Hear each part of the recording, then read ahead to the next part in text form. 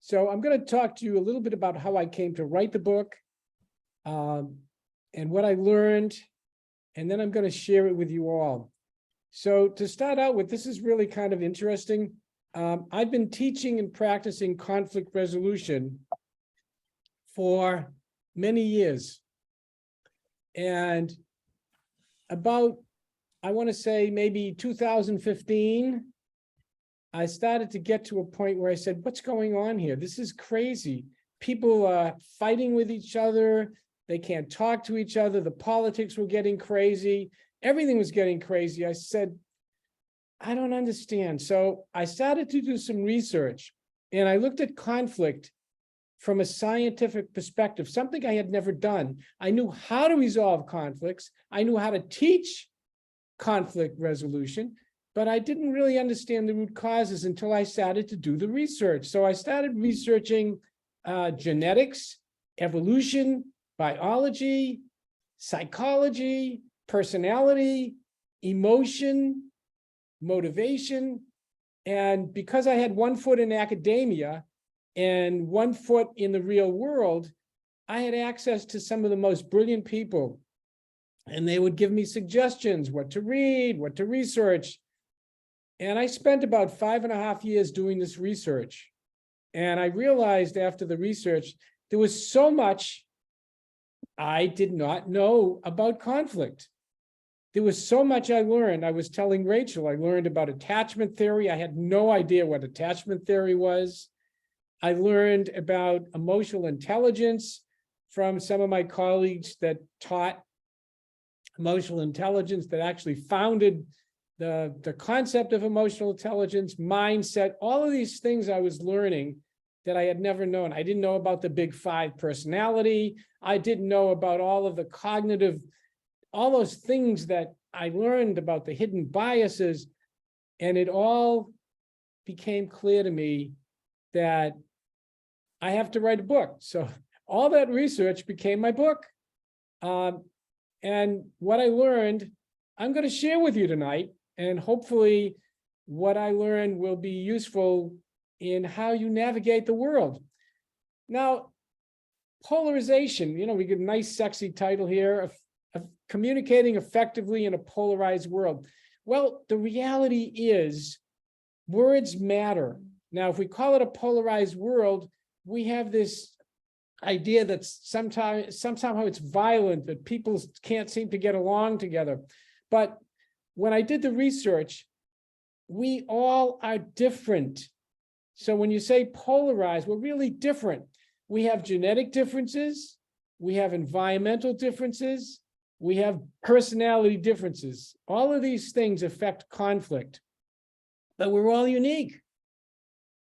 We have a lot of similarities, we have needs that we have to meet, but we meet them sometimes in different ways because we're all genetically different. The chances of any one of us being alive today is like astronomical, but here we are. And everyone out there, all you folks are different. So you have different life experiences. Those are your environmental differences. You're born from different parents. All of those things make you unique.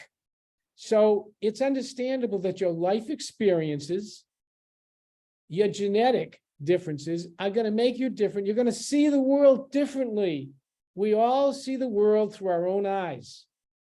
And what makes sense to you doesn't necessarily make sense to anybody else. Even people who are close to you may not make sense to them. So you hold these ideas, you hold these opinions, you hold these viewpoints, you have these cultural things that impact on you, and you think everybody thinks the way you do. So when someone comes and says, well, I don't agree with you, you immediately start to become defensive. What do you mean you don't agree with me? How can you not agree with me? How can you support this candidate and not that candidate? And people start to get into arguments. They get into confrontations, and it's totally unnecessary. It really is, because at the end of this process, you have to respect other people's differences. Instead of saying, how can they think that way? You start to have what I like to call a learning conversation. I'm not going to judge you. I'm going to learn things about you. I'm going to try to understand you better. So even when I call it communication, it's really about listening. You communicate much better when you listen with an open ear. So what are some of the genetic differences? Well, guess what? We all have individual differences. I talked about that. And guess what? The genders are different. We have different genders, right? Some people are male, some people are female, some people might be something else, right? However, those differences matter. Men, and this is average, think about the average male has a different way of looking at things than the average female. We just do. Men are more into, as a rule, generally speaking, are tax-oriented. They want to get the job done. Women, on average, are more into relationships. They're very important. Relationships are much more important than getting things done. And these differences sometimes can impact on how we react to each other. So instead of thinking men are better or women are better, or you just simply, we're different, and it's okay to be different. Respect the differences and learn from each other, which is the way we should be moving forward. Bias, before we get to bias, prejudice, and stereotyping, which is also a really significant source of conflict. Bias, prejudice, stereotyping, we all do it. Some of it we are aware of, and some of it is hidden from us. We call them hidden biases, or they have other words for it. But the bottom line is we're not consciously aware of the biases. We like to think we're not biased against people, but subconsciously, below the level of our we may be. But before we get into bias, prejudice, and stereotyping, I want to talk a little bit about personality differences. So I learned this, the big 5 personality traits. Now, I don't know, some of you may already know what this is all about, and some not. Because one of the cognitive biases is what they call knowledge, right? What we know, we think everybody else knows, and that's not necessarily true. We'll get into that a little bit. But so they looked at personality. When I say, look, these are the psychologists that have studied this for years and years and years, some brilliant people, and they've come up with an idea that we have, generally speaking, 5 major personality traits. And this impacts on how we deal with each other. Some people are incredibly open.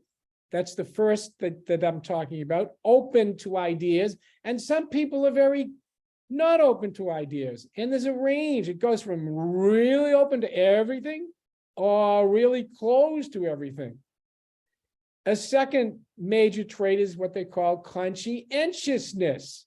Some of us are really conscientious, and we will go to all sorts of extremes to get things done. And then there are other people that are not very conscientious. They procrastinate and nothing ever gets done. And they're all levels in between. So it's not black and white. They're a grade. Some people are very conscientious, some people not so. The third trait, extroversion. What does that mean? It means some people are very introverted and some people are very extroverted, but the point is it's a range. You can be incredibly introverted or incredibly or somewhere in between. We all are. That's how it works. And they say that these personality traits come from not only our genes. What genes? How could that be? But they come from our genes. They come from our environment, of course, the culture, the family we grow up in. We have no control over who our parents are. We have no control over where we are raised, but all those things play into how our personality develops. I know this is going to sound strange, but there's a gentleman who studied personality in terms of your political affiliation. Why some people lean left, some people lean right. There's a genetic component to that. I didn't think it was possible. How could there be a genetic component to who you like, left or right? But guess what? he studied it for 20 years, and sure enough, he can figure out whether you lean left or right, depending on how you answer certain questionnaires. I've got some of those in my book. So if you want to know whether you lean left or right, you could probably figure it out by going through the tests that I put together, thanks to some of the people I've been able to share, that they've shared their information with me. And then you've got the fourth one, which is agreeableness. And this is also a range from people who are incredibly agreeable. And then there are people who forget about it, right? From the very most agreeable, that no matter what, they'll do anything for you. And then there's other people who do absolutely nothing for you, but it's a range. Most of us are not on one end or the other. Most of us are somewhere in the middle range, somewhere along the way. And the last one is neuroticism. Some people are incredibly calm in the face of some of the most crazy things. They're just calm, cool, collected. And other people, no matter what, oh my God, this is terrible. This is a disaster. They're anxious about everything. Oh my God, this hangnail. Look at this hangnail. What am I going to do? So you got the range from really calm to really excitable about everything. So the folks that do this for a living, that specialize in personality and psychology, they have a nice little acronym called OCEAN, right? So if you think of OCEAN, you can go through the 5 major personality traits, and guess what? We all have them. Some more or less, but we all have them. Bias, prejudice, and stereotyping. We're going to talk about that very briefly because it does shape the way we interact with other people. And the goal here is to try to interact with people in a positive, constructive way. So if you know your biases and prejudices, you're a step up. So we start with bias. What actually is bias? It's really nothing more than a preference in favor of something or against somebody. And oftentimes it's as to a group. And when you talk about bias, most people think of bias as something bad, but it doesn't have to be necessarily bad. It can actually be a bias, for example, against certain food. Maybe I have a bias against fish, or maybe I have a bias against meat. But when people talk about bias, they usually think of talking about bias in a bad way, that we're biased against a person or a group of persons because of qualities or characteristics. And it's basically because we really don't understand. Well, the more we understand about other people, the more we realize that the biases will go away. The second is prejudice. And that's just we prejudge. Before we even know anything, we're judging. So you meet somebody for the first time who happens to be whatever the category is, the person, let's assume that the person is a model. So the first thing you think about, oh, this person probably isn't very smart. Or if you get somebody that plays music, you might not think that they're very smart. So you prejudge without really understanding the person. And it's not a good thing to do because it doesn't give us an opportunity to learn the person as opposed to the category we put it in. And that's where we get to stereotypes, right? Stereotypes. Somebody looks attractive, you might not think they're smart. Or if somebody is good at something, you might think they're good at something else. Similar. Right? Somebody may be a good tennis player and may be terrible at other sports. Somebody may be smart at one thing, but not smart at something else. So you're really talking about everybody has a gift. Everyone, all of you folks out there have a gift to share with other people. It's just a question of searching out and finding a gift. You may have more than one gift. You probably do. And you can share it. There's so many things I don't know. There's so many things that I want to learn. And I can learn only when I have an opportunity to communicate, to converse, to listen to other people's points of view. So now we get into the real tough stuff, which is the hidden biases. And we all have them. We don't like to think that we're biased against anybody. We like to think that we treat people fairly, and that's not the way it works. So there are many more biases that I'm going to talk about, but I'm going to talk about 6 really big ones. So the first one is the confirmation bias. What's the confirmation bias? Well, simply you see something, and if it confirms what you already believe, your opinions, it's great. Oh yeah, this is good. I agree. Because I agree, I accept it as part of my mindset. If it doesn't agree with what I believe already, I discard it. I don't pay any attention to it. That's the confirmation bias. We all do it. If someone agrees with us, they're really smart. If they disagree with us, they must be really stupid. That's the confirmation bias. And we have to learn not to get caught up in that bias. And one of the things that the internet has done, it's a wonderful medium, because without the internet, you and I wouldn't be having this conversation. So I love the internet, but it also gives you the opportunity of confirming your bias by going to different groups, different websites that agree with you. So instead of looking at different points of view, you're getting confirmed by the group you're already attending. So sometimes going to these different groups on the internet can be very harmful, because it gives you an idea that, well, everybody agrees with me because I belong to this group and they all agree with me. But guess what? It doesn't work that way. So be aware of the confirmation bias. It impacts and affects us, and we want to try to nip it in the bud. This is a good one too, the hindsight bias. And we all do it. Predictability, inevitability, and memory distortion. We all do it. And we say, I knew it was going to happen. It had to happen. I said it would happen. And we really believe after the fact, and everybody's a great Monday morning quarterback. We can all figure out what we should have done, but the point is, we didn't do it at the time, and we're just looking back. So be aware of the hindsight bias when you're communicating, because sometimes it can impact the way you communicate with other people. And I'm trying to get you to communicate in a way that's helpful. So here we go. The self-serving attribute. You know anybody that does this? If you're doing something and you get a good result, you take the credit.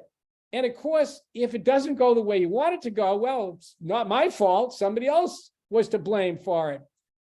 We haven't heard anybody do that, right? Nobody does that. They all take credit for what they do well. And when they do something wrong, they say, oh, yeah, well, I take the blame for that. Isn't that what they do? No, they don't do that. They blame other people. And they don't really say, you know what? Maybe, just maybe, I had a greater role in this than I think I did. So maybe I should start thinking, you know what? Maybe, just maybe, someone else did something, but I also did something, and maybe it's time to correct myself. So the self-serving attribution sometimes gets in the way of this effective communication, because nobody likes to be blamed. People like to be understood. They don't want to be judged. Nobody wants to be judged. They want to be respected. They want to be valued. They want to be heard, not judged. Nobody likes to be judged. The false consensus effect. This is a good one. No matter how correct you are, and we do it all the time, someone's going to disagree with you, right? It doesn't matter how correct you are, people are going to disagree with you, and that's okay, right? They have different life experiences, and you would expect it. So when someone corrects you, right, or says, I disagree with you, you say, that's fine. you probably have different life experiences, and your opinions are shaped by those life experiences in your genes. So I would expect you to disagree with me, but you can do it respectfully.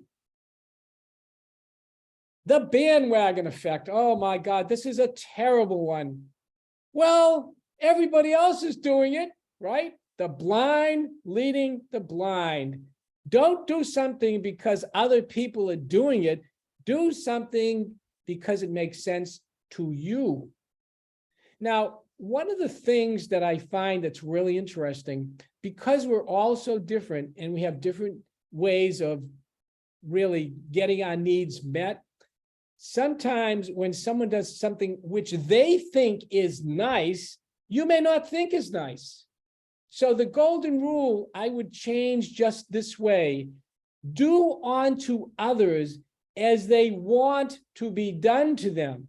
So just because you think it's a great thing, the person may not think so.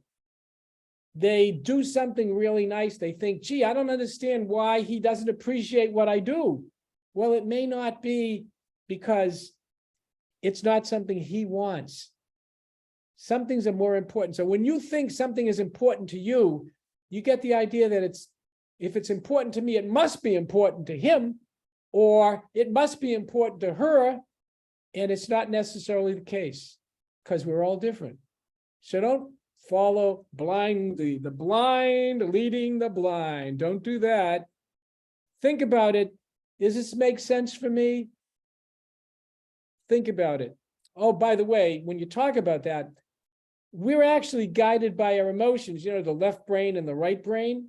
You got the left brain, which is logical. You got the right brain, which is more emotional. And they've done studies on the brain. The women, as they found, the women's brain actually is more comprehensive. The male brain is more on the left side, whereas the women's brain seems to have many more connections all over the place, which is actually fortunate, because if it wasn't for the women, we probably wouldn't be here today, right? None of us would be here except for the women. No offense to the men, but that's just the way it is. Just a fact of life. The curse of knowledge effect, which we all, you may know more about this than I do. I don't know. But the curse of knowledge, and that's something we have to be aware of. If you know it, that doesn't mean the person you're talking to knows it. This little cartoon is a really good example, right?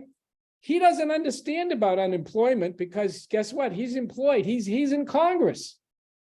So he doesn't understand what it feels like to be unemployed. He doesn't know. Interesting one to know about. All right, moving on to emotional intelligence. Talk about the left side of the brain and the right side of the brain. Oftentimes, we'll make decisions based on our emotions, and then we'll rationalize it after the fact. But if you know that in advance, that you're going to do that, you're prepared. If you know that your emotions are going to lead you, you may take I'm going to take a deep breath, and I'm going to stop. Now, many of the violent confrontations between the police, and there aren't that many actually, but it would seem like it's happening every minute. It doesn't happen quite that often, but if people stopped, and it's not just police and others, it's anybody, a lot less violence would occur if people would stop when they start to have this emotional reaction to something, and just take a nice deep breath and say, I am getting really angry. Is it appropriate in this circumstance? Should I be getting angry, or should I try to tone myself down? Oftentimes we emotional, we react very quickly, and there's actually an evolutionary reason for that. We had to act emotionally 300,000 years ago in the African savannah because we had to react very quickly because there was danger all around. There isn't so much danger. There was danger, but not the way it was. So we have to learn to understand our emotions so that we can deal with them effectively. Emotional awareness. You got to be aware of emotions. It's just that simple. I'm angry. And then you stop and say, I'm angry. Why am I angry? I'm sad. Why am I sad? I become aware of my emotions, and then I can start to deal with it in a rational way. I can get my left side, the left side of the brain, I can get it involved. I'm going to just skip through this. I don't need him. We don't need him, do we? Those stinking pigs. I hate those pigs. I'm so angry at those pigs. I'm so angry, I could just smash them into vacuum bits. I don't know what to say. We were just really angry at them. I don't think of myself as a bigot, but when it comes to pigs, we've always just hated them. Hey, birds! You think you're so awesome. You're nothing. That slingshot's just for show. They think they're so cool because they can fly and because they can regulate their body temperature without soaking in mud. But really, they're just omelets with wings. You know what I'm saying? Hey, we're not gonna let you talk to us that way. Pigs, prepare to feel my wrath. Yeah, bring it on. You're gonna regret messing with this one seriously angry bird.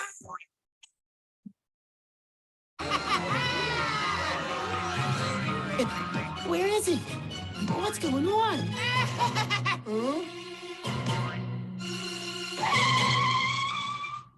I thought I was angry.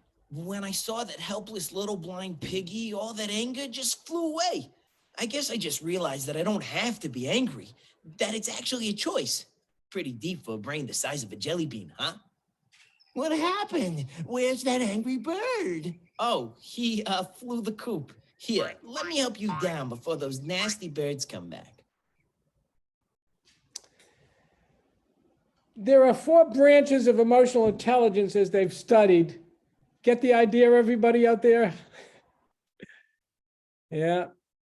So the first thing you have to, and we talked about it very briefly, is you have to perceive the emotion. What is it? What's caused me to become emotional? What is it that did it? Why am I angry? Why am I sad? So I want to perceive what it is. What is the emotion?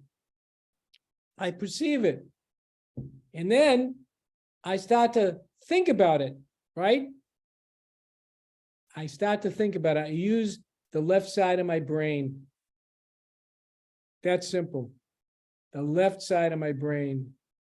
And I learn to understand my emotion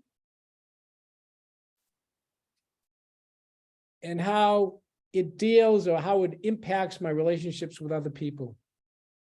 I want to understand my emotions.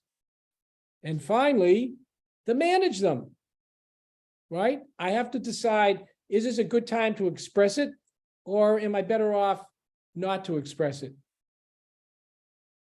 Those are the 4 parts of emotional intelligence. And I will tell you that when you use your emotional intelligence, you're going to de-escalate the anger that you might have with other people. You know, you're still going to be angry, maybe, if somebody does something that offends you or makes you unhappy. You're still going to be angry, but then you're going to deal rationally with how you're going to behave. See, we don't have any control over our emotions because they happen, but we do control our behavior. So how we react is our behavior. We have choices about that. Gotta skip that one. Now, emotion, when you deal with emotional intelligence, you're dealing with empathy. Empathy. So we're going to talk about that very quickly. When you're talking to someone, you want to sense something, an emotion. It's happening to you, and you can sense it in someone else. Although you only know what's going on in your brain, you don't know what's going on in anybody else's brain. And you don't want to make assumptions. We want to get to a little bit, as I get down into the talk, we're going to talk about some of the things you can do to avoid some of these problems, which is tools. You're always good to have good tools. How accurate can you identify and understand emotional states in yourself and others? You know, you understand that empathetic accuracy. And you're not going to get it right. You might not even understand your own emotions well, but you're going to get better at it. If you learn, you're going to get better at identifying at least your own. And then develop the ability to understand, regulate, and work with your own emotions. Good tools to use. And then, as part of this empathy, you want to try to see things through the other person's eyes. What are they thinking? What's going on? Without making judgments. And you can really learn when you talk to someone and say, you look, I noticed that you're not smiling. I'm trying to understand. Why is that? And then you can get a conversation going. Concern for others. Incredibly important. We survived because there was concern for others. The group was more important than the individuals. Group. We used to travel around in tribes of 50 to 150 people back in the African savannah, and they looked out for each other. They had to look out for each other because if they didn't, they wouldn't be around. No ancestor, they would have no progeny. So concern for others is critically important. Human.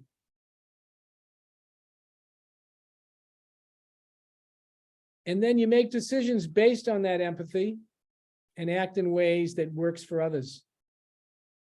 Really good stuff. So how do we do all this? Active listening skills. So when you're having a conversation with someone you care about, or even someone you don't care about, you ask open-ended questions. You're not looking for yes or no answers. You're looking to understand. And the way to understand is to ask open-ended questions. And when you don't understand something, you request clarification. I don't understand. Could you explain that some more? And you want to be attentive to the other person. And then you summarize what you've heard. You paraphrase what you've heard. And you reflect what you think are the feelings. And you keep asking questions, not to judge, but to learn. I like to call it the learning conversations. Now, I'm going to skip compassionate communication. I don't know, we have enough time for this, but compassionate communication. And sometimes it's hard when you get emotionally distraught, but if you relax, you stay present, you cultivate inner silence, you increase positivity, you reflect on your deepest values, which we develop from our life experiences and the culture that we get through our parents and through the people we care about. We access a pleasant memory. We try to observe nonverbal cues, the tone of the voice, the facial expressions, and the body gestures, things that we can't do when we're emailing and texting people. But when we are face to face with each other, we can hear the tone of the voice. We can see the facial expressions and the body gestures. It all matters. And you want to express appreciation for the other person. Speak warmly, speak slowly, speak briefly, and listen. That's the most important quality to a communication, is really to listen deeply. This is something I learned in researching my book about nonviolent communication. I call it a learning conversation, but it's called, by the person who developed it, a non-violent communication accuracy. So the first thing is you make observations without judging. I'm not going to go through it too much because we're getting close to the time where I'd like to start getting to the questions. I'm sure I hope you have many. But first you start to observe. You don't blame, you don't criticize, you don't judge, you listen, you make observations. This is what I see. This is what I hear. This is what I'm getting through my senses. And we have 5 of those senses. You should use them all the time. They're wonderful. Seeing, hearing, smelling, tasting, touching. Thank God we have all those 5 senses we can use to learn things. And then feelings. Guess what? The right brain. We do feel. And when you make an observation, you feel something from these observations. So you want to know, how do I feel? How do I think the other person feels? And what is it that I need? What is it that the other person needs? Through an empathetic understanding of each other, because we all have needs. And then instead of making demands, you make requests. Would you be willing to, I would really appreciate, instead of judging, you make requests. And that's how you communicate to get things done. Now, this is what I've developed through my book. And these are traps to avoid. The intent impact trap. And boy, we do it all the time. When something bothers us, we immediately, we make assumptions too, but the impact it has on us, we make, oh, you must have done that to annoy me. You're only playing the radio loud to annoy me, as opposed to that may not be at all what the intent is. So the impact doesn't mean intent. And we do the judgment assumption trap. Do not assume or make judgments about what another person may be thinking, because guess what? Sometimes you don't even know what you're thinking. Forget about the other person. We have no idea what they're thinking. It's just a wild guess. So don't make that assumption. You know how you learn what another person is feeling? You ask them.